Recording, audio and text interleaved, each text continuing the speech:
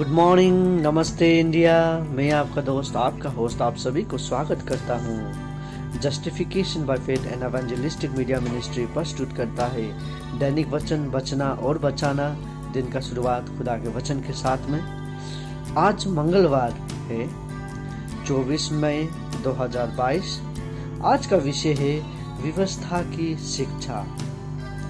वचन लिया गया है मत्ती का पुस्तक 5 का 17 से लेके 20 तक। आज हम कुछ भाग पढ़ते जाएंगे और समझते जाएंगे उसको कि क्या लिखा गया है।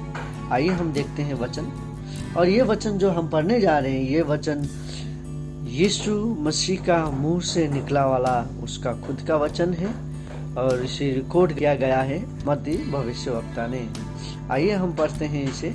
व्यवस्था की शिक्षा। ये न समझो कि मैं व्यवस्था या भविष्यवक्ता की पुस्तकों को लोप करने आया हूँ। लोप करने नहीं, परंतु पूरा करने आया हूँ। क्योंकि मैं तुमसे सच कहता हूँ कि जब तक आकाश और पृथ्वी टल न जाए, तब तक व्यवस्था से एक मात्र या एक बिंदु भी बिना पूरा हुआ नहीं टलेगा। वचन पढ़ाई सुनने पर आशीष करें। हमने 18 तक पढ़ा। यहाँ पे इस तरीका से लिखा गया। अब ये जब वचन लिखा गया, क्यों लिखा गया हम देखते हैं। इससे पहले हम देखते हैं कि जब हम मत्ती का वचन पढ़ते हैं, इसमें बहुत सारा ज्ञान का बारे में हम देख सकते हैं और किस तरीका से यीशु ने 5 में ज्यादातर यीशु का मुंह से निकला हुआ वचन है। कुछ नहीं, ज्यादा कुछ सीख सकते हैं ये वचन में से। आज हम ये देख रहे थे कि जो हम पवित्रता में कैसे है बोल के वो चेक करने वाला यीशु मसीह है कह के हम देख सकते हैं। यहाँ पे वो कहता है कि जो वहाँ पे उस समय पे जो लोग थे वो सोचते थे कि यीशु मसीह जो है, क्योंकि उसका जो प्रीचिंग था वो बाकी लोगों के प्रीचिंग से अलग था। क्यों? वो जो प्रीच करता था लोगों को खुश करने के लिए प्रीचिंग नहीं करता था। उसका प्रीचिंग खुदा को खुश करने वाला उसका प्रीचिंग था। इसीलिए कई जगह पे लोग उसे कहने लगे, ये इंसान हमारा जो व्यवस्था है उसको वो लोभ करने आया जैसे लग रहा है। उस लोगों को खुश नहीं होता था, वो सीधे सीधे बात करता था। यदि आज मेरे को कोई मंडली में बुलाए और मैं वो मंडली में जाके सही प्रचार करूं बाइबल का, बाइबल ये कहता है, बाइबल वो कहता है बोल के यदि मैं उन्हें सच्ची शिक्षा दूं जो उन्हें पसंद नहीं है। बाइबल में बहुत सारी चीज हमें नहीं करने के लिए कहा गया है और हम वो चीज उन्हें कहें कि हमें ये नहीं करना है, हमें ऐसा करना है, वैसे करना है, तो मैं लिख के दे सकता हूँ वो चर्च दोबारा हमें नहीं बुलाएगा या आपको नहीं बुलाएगा, क्योंकि हम देख सकते हैं कि वो पसंद नहीं करते हैं। कहता है, हिंदी में एक कहावत है, सच्ची बात कड़वा होता है। उसी तरीका से हम जब देखते हैं वचन में, वचन भी बहुत कड़वा है। वचन हम देखते हैं कि 2 धारी तलवार है, वो हमें भी काटता है, सुनने वालों को भी काटता है। जो बोलता है उसे भी काटता है, जो सुनता है उसे भी काटता है।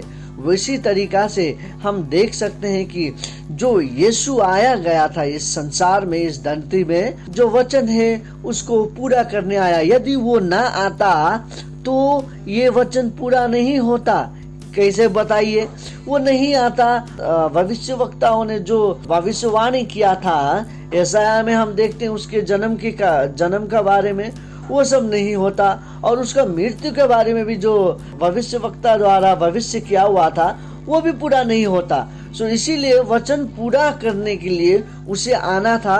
उसे आना ही नहीं पर उसे मरना भी था क्रूस पे, और ये भी वचन पे लिखा गया है उसे मरना है हमारे क्षमा करने के लिए, हमारे पापों को धुलाने के लिए उसको मरना जरूरी है। उसी तरीका से ये वचन पूरा होने के लिए उसे आना जरूरी था। और हम जब देखते हैं नीचे पे नेक्स्ट वर्स पे, हम जब देखते हैं ये वचन बहुत जरूरी वचन है। क्या कहता है, संसार तब तक नहीं टलेगा, संसार तब तक खत्म नहीं होगा जब तक बाइबल में लिखा गया एक एक शब्द पूरा नहीं होगा। वचन ये कहता है। आमीन। देखिए कितना बड़ा बात कहता है वचन पे। अभी जो हमने बड़ा महामारी हमारे बीच में से गया है, हम वो महामारी में देख सकते हैं कि दुनिया खत्म नहीं हुआ। बहुत सारे लोग मरे हैं, लेकिन बहुत सारे लोग बच भी रहे हैं। प्रभु का अनुग्रह से बहुत सारे लोग नहीं मरे, प्रभु का अनुग्रह से बहुत सारे लोग जीवित हैं। ये हमारा अच्छा कर्म नहीं है, पर प्रभु का अनुग्रह से हम बचे हैं। उसी तरीका से कहता है, हम देख सकते हैं यहाँ पे कि ये संसार तब तक नहीं खत्म होगा जब तक ये बाइबल का एक भी मात्रा या बिंदु पूरा ना हो। एक मात्रा या बिंदु पूरा नहीं होके ये संसार नहीं टल सकता है। वचन कहता है हर एक वचन, हर एक बिंदु, हर एक मात्रा वचन में जो लिखा गया है वो उसे पूरा होना ही है। प्रभु आशीष हो। आइए हम आगे देखते हैं। 19 पद में इस प्रकार से लिखा गया है, इसीलिए जो कोई इन छोटी सी छोटी आज्ञाओं में से किसी एक को तोड़े और वैसा ही लोगों को सिखाए, वो स्वर्ग के राज्य में सबसे छोटा कहलाएगा। परंतु जो कोई उन आज्ञाओं का पालन करेगा, उन्हें सिखाएगा, वही स्वर्ग के राज्य में महान कहलाएगा। वचन सुनाए पे आशीष करें। आमीन। देखिए यहाँ पे कहता है 19वां वर्ष में, ये जो वचन लिखा गया है काफी भविष्यवक्ताओं के द्वारा काफी मेहनत से, प्रार्थना में रहते हुए, दुआ में रहते हुए उन सभी ने लिखा है इन्हें इसे। सो इसमें हम क्या देख सकते हैं? इसमें हम ये देख सकते हैं कि खुदा जो हमें प्रेम करता है वो एक आज्ञा हमें दिया गया है, और ये वचन में जो लिखा गया है, इस छोटी सी छोटी आज्ञाओं को यदि हम पूरा ना करें और वो लोगों को भी सिखाए कि ना कर बोल के, तो हम स्वर्ग के राज्य में सबसे छोटे कहलाएंगे बोल के कहता है।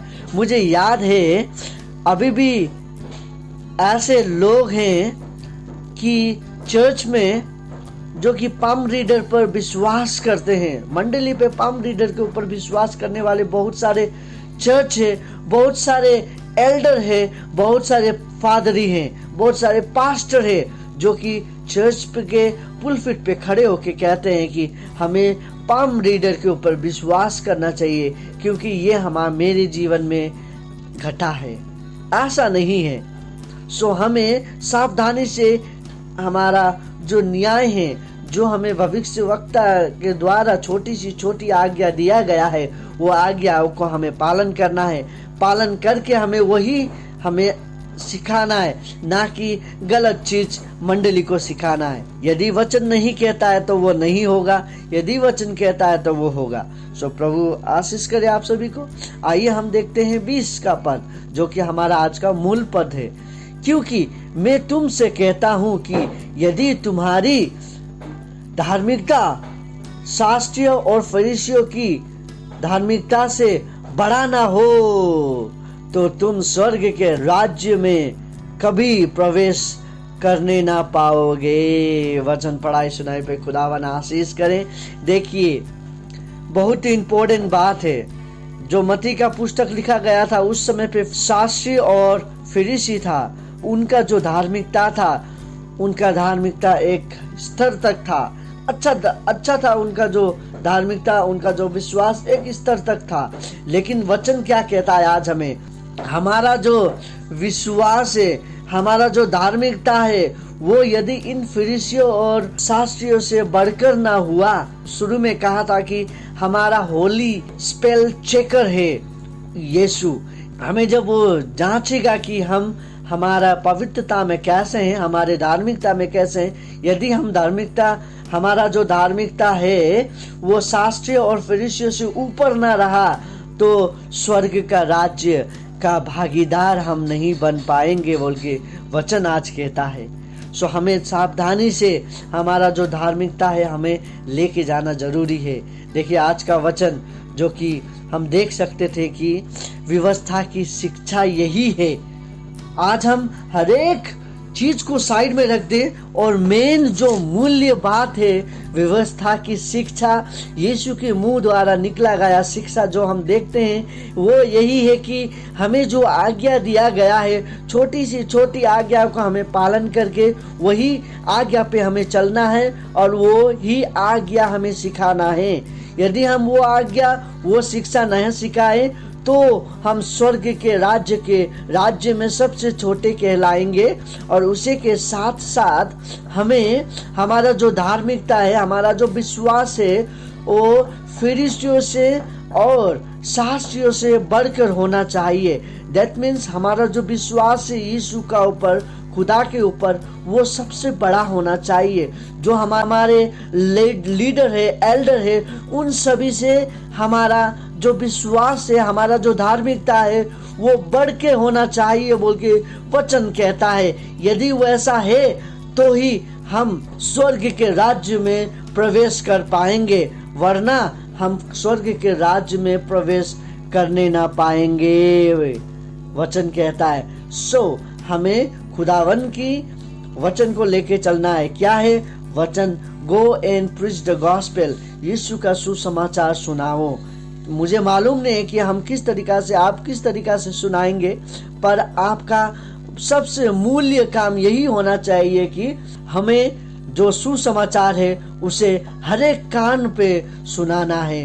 खुदावन आपको, आपके परिवार को, आपके पड़ोसी को, सभी को ये वरदान दे। आप सभी को आशीष करे खुदावन। आपका दिन शुभ हो। धन्यवाद।